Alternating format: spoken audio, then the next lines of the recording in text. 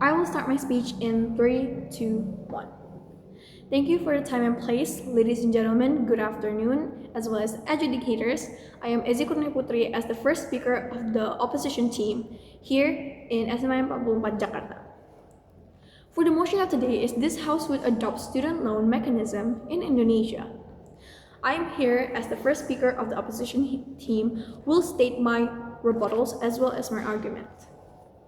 For today, I have 3 rebuttals.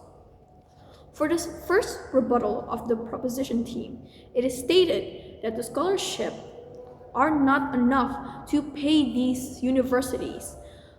I would say no, because scholarships are given to people, so the university are still being funded by the government. Universities are not lacking funds for equipment or any other things to purchase, because these scholarships are funding to the university in the name of students. They are granted of these scholarships. So these funds are going straight to the university from the government in the name of the person who are granted. So no, the university are not lacking any funds at all. Scholarships are there for the people that need help in paying their tuitions. And yes, even though the scholarships are very competitive, these scholarships are competitive for a reason. The reason is because so that these scholarships are given to people who are deserving of this, who are working hard, who worked hard during their years in school in getting good grades and good reputations as well as achievements, so that they are granted these scholarships.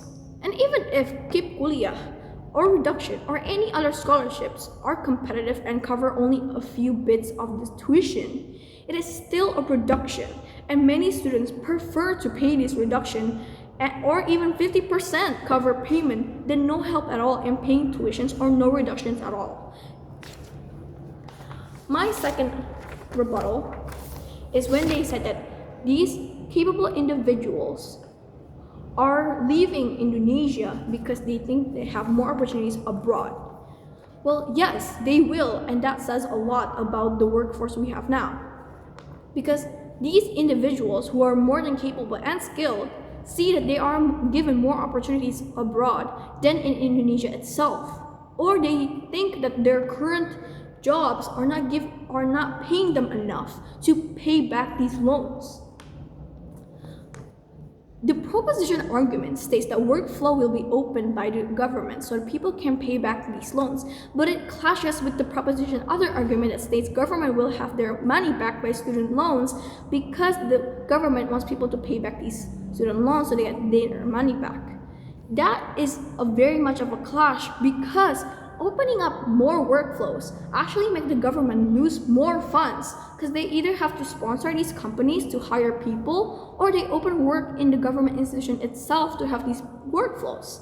So it doesn't benefit the government at all if they're trying to open more workflows, because that means they actually give more funds to open these workflows and work positions, and they have to pay these people to do their work, meaning they have wages, and those wages typically are more than their student loans. So meaning the government itself will still have a negative revenue because they are giving more funds towards these people who are currently working.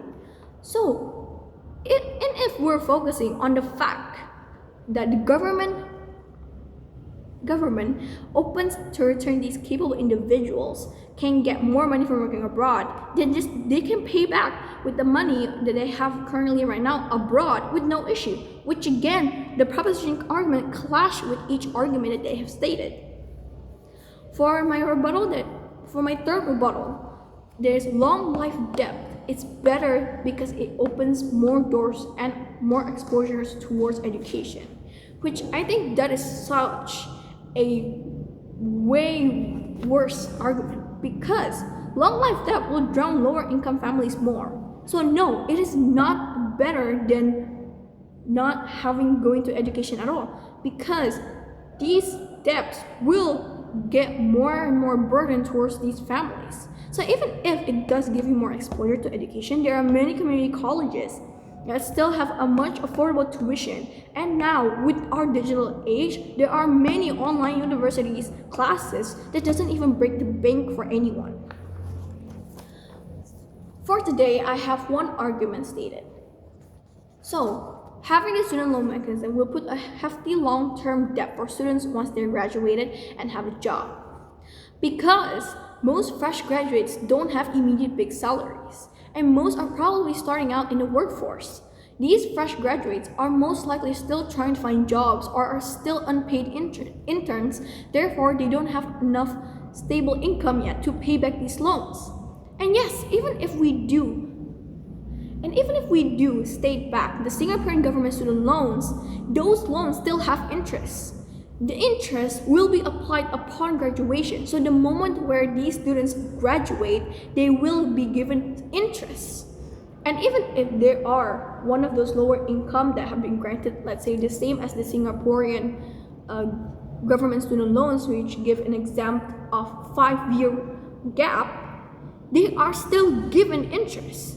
And because of this, after paying back these loans and interest, as well as an addition towards tax, because the proposition team says that an addition of tax, that means these are more burdens towards these families in the future than now, meaning it is just a short-term solution for these families instead of just long-term planning as well as long-term succession for these people towards education.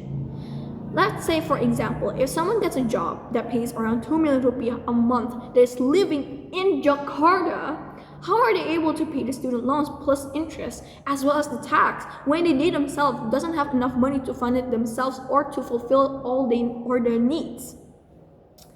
And even if they go and they have gone a bigger, better job position or have been working since college or university and have a higher wage, such as let's say 7 million rupiah, how can you know that that person is not part of the sandwich generation where they also need to pay back their family's expenses or currently growing a family or have a baby, meaning they also have loans, interest, tax, as well as a baby currently to being fed and a wife also if the person is also a husband.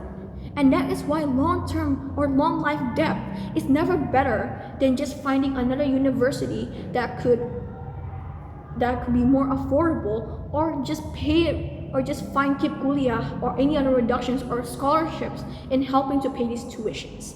That is all from me. Thank you.